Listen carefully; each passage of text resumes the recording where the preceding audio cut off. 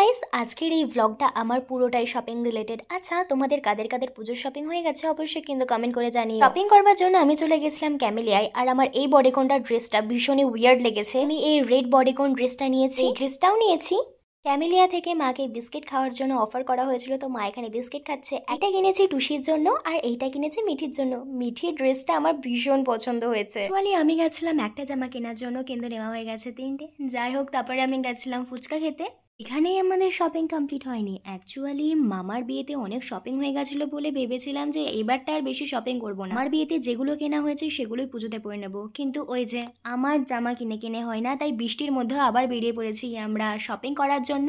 যদিও সেদিন শপিং করতে গেছিলাম শুধুমাত্র মার জন্য, কিন্তু আমিও জিন্স কিনে নিয়েছি একটা, আর একটা বুটও কিনে নিয়েছি। আমার এই বুটের কালারটা ভীষণ মিষ্টি লেগেছে। তোমাদের কার কার এই কালারটা ভালো লাগে অবশ্যই কিন্তু কমেন্ট করে জানিও। আর এখানে বাবার জন্য একটা বুট কিনে নিল। আর আমি এখানে এই বুটটা পরে দেখছিলাম যে আমার পায়ে ছোট হচ্ছে না বড় হচ্ছে। আমাদের জুতো কেনা হয়ে গেলে আমরা গেছিলাম মেলাতে।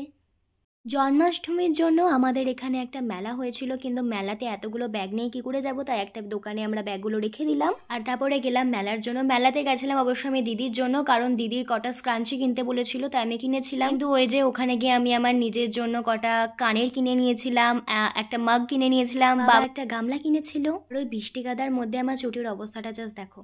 আমি আর মা মেলা থেকে বেরিয়ে এসে বাইরে ওয়েট করছিলাম বাবার জন্য। বাবা ওই দোকানটাতে গিয়ে ব্যাগগুলো নিয়ে আসলো, আর ওই দোকানে ঢুকে আমরা কটা টেবিল ক্লথও কিনে নিয়েছিলাম। মেলাতে কোনো কিছু খাওয়া হয়নি বলে আমরা বাড়ি এসে খেয়েছিলাম মাংসের চপ। দেখা হচ্ছে অন্য একটা ব্লগে, এখনকার জন্য বাই বাই।